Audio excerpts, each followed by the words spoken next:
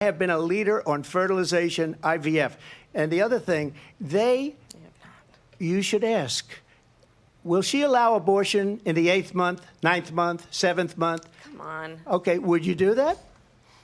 Why don't you ask her that question? Why don't you answer the the question? Would you because veto? under Roe v. Wade, Answer the question, would you veto? you could do abortions in the 7th month, the 8th month, the 9th That's month, not true. and probably after birth. I mean, it's not true that you can do an abortion after birth, and I think the moderator fact checked. But putting that aside for a second, to the point that Scott and Kathleen are making, Corey, do you ultimately think if this debate informs a ballot question on Trump's fitness for office, that is a good thing for Kamala Harris, or do you think it will unfold differently? A devastatingly bad thing for Kamala Harris, if that's what the referendum is. Look, we've spent 10 years with people litigating, basically that same narrative on Trump. And if that was the path to victory against Trump, you would, you wouldn't be having him on the stage and ahead in the polls, in terms of the states that matter the most. I just don't think it's sufficient. She went into this debate with basically a third of the electorate not knowing much about her, and at the end of the debate, I don't think she enlightened where she's coming from to anyone particularly. When she tried to get into those sections of the debate, it was just a word salad of pre-rehearsed material poorly delivered. And then the rest of the time, it was treading on well-trodden ground around the Trump record.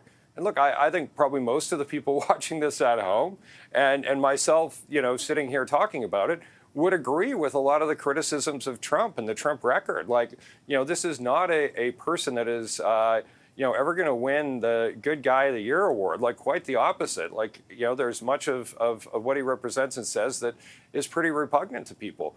But that's not why he's doing so well in the presidential race. People hold very low views of politicians generally, but they want them to do some things. And it's not be a good guy. It's not, be somebody that everyone looks up to. It's to manage the economy well. It's to secure the border. It's to do, a handful of things. If you're looking at the issue set that's motivating the U.S. electorate, she needed to break from Biden on those issues. She didn't do that. She needed to define herself on those issues, particularly the economy. She didn't do that. And she did what every other person who's gotten into a debate with Trump has tried to do, which is try to prosecute him, try to, belittle him, try to talk about his record, and, point out that he's acting like a buffoon. Well, none of that is new. And I just think, all the things that we laid out that she needed to do before this debate, she got an F- on most of them. So, I think best case scenario, the numbers don't move. But I think she didn't deliver.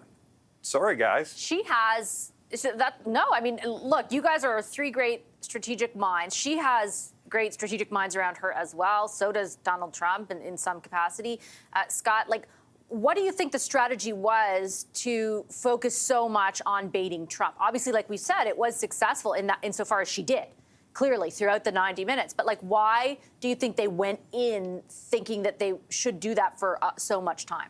Well, I think they probably carried more than one play into the debate. I think clearly they carried in the tactic of baiting him, getting him off his message. That worked best when it came to immigration. Trump should have crushed her on immigration, and yet he started talking about executing babies and firing generals, and he was all over the map. And that was good ground for her because it meant that she passed a vulnerable topic. I come to where Corey is, and I hear him talking, but the truth of the matter is, I hear what Corey's saying. I just have to believe that the truth is that Trump was more incoherent, and I think tonight than he has been, and it's a bigger platform. That 60, 70,000 set of voters that we're talking about, those 5 to 6 states that are going to matter, I can't believe that they watched his performance tonight and said, yeah, you know what, I'm comfortable with Trump. I don't think they came away feeling, I get Kamala Harris on the economy now. She's answered all of my questions. I don't think that that's what happened. But I do think that that group of voters are going to come away saying, I'm just like, what I saw was not what I want to see again in the Oval Office. And I really think that that's going to manifest itself in the polls in the days to come. Scott referenced the exchange over immigration. There were obviously a few. That is a key issue for Republicans and Democrats right now. Let me play a little bit of the exchange that took place. In Springfield, they're eating the dogs, the people that came in. They're eating the cats. They're eating the pets of the people that live there. And this is what's happening in our country. Talk about extreme. This is, I think, one of the reasons why in this election, I actually have the endorsement of 200 Republicans who have formally worked with President Bush, Mitt Romney, and John McCain, including the endorsement of former Vice President Dick Cheney and Congress member Liz Cheney. What does that exchange say to you, Kathleen? Well, I'd actually like to go back, if it's okay, to something that Corey said in his analysis, in the sense that he said that voters watching this debate will discount that Trump is a buffoon, because they've always thought he was a buffoon, and they just, discount his record. But I think that is mistaken, because I think that when Trump was up against Biden, he's no longer up against Biden. Voters had concerns about Biden's health, obviously his capacity as president. What they saw tonight was Harris, a strong prosecutor, a vision for the future, who could clearly articulate and frankly do laps around Trump and bait and belittle, as we've said. And I think that actually sets up a different dynamic, where I think that voters looking at what happened and how unhinged Trump was tonight, that they'll look at him differently with new eyes and be like, out of these two choices, these two candidates, who do I want? And I think that is we're gonna see a difference in the polls. We saw some reporting tonight on some dial testing that was very positive for Harris. We'll see if that continues in the days ahead.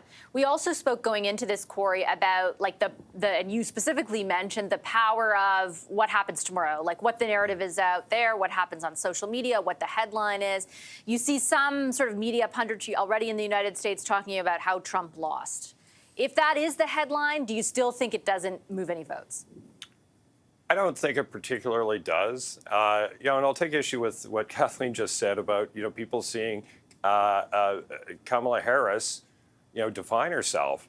I don't think they saw that at all. I think they saw her prosecuting Trump, but that's not defining herself.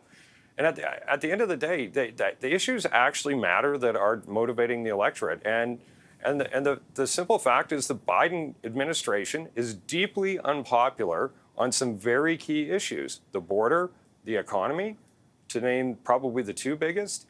And she had to crawl out from under those positions and define herself in some way that's unique from where he is. Unsuccessful to do that. It's not a personality challenge. If the politician who was the most liked won a race, Ed Broadbent would have been Prime Minister of Canada 3 times. Like likability is highly overrated as a driver of votes. Donald Trump. Right. Well, but I would say Brian Mulroney at 11% in the polls was much less popular in Canada at that time. So, popularity and likability are one measure, but they do not directly translate to ballot. And, when you're thinking about this handful of voters in swing states, they're low socioeconomic status voters who, when you hear somebody talk about, how Goldman Sachs endorsed their plan, or talk about how, how many politicians in the Republican Party don't like Trump, that actually sort of makes them like Trump. Like, these are points that are, if it depends who's scoring the fight. If it's the New York Times editorial board and well-heeled pundits like ourselves, we're going to see that as proof points. I don't think it works with those people. I got just a minute left. I want to get 30 seconds to each of Scott and Kathleen. Scott, go for it. Yeah, look, I don't think that Kamala Harris defined herself in terms of middle-class economics in a really compelling, specific way tonight. But she sure beat the living hell out of Trump, and he was crazed. And I just don't think that doesn't matter. Not on a night this big, not on a performance and a stage that large. When he's talking about eating dogs, eating cats, killing babies, this was unhinged, and I think it harms him. It's not just about likability, it's also about capability, and I think that the Donald Trump people saw tonight was not as effective as the one as in 2016. I lied, just 15 seconds. Trump lost. Harris might not have won, but Trump lost. And it's not about likability. Trump disqualified himself tonight by his behavior, by his answers. Okay, well, we have a debate shaping up for later this week. Thanks, everybody. Really appreciate the analysis.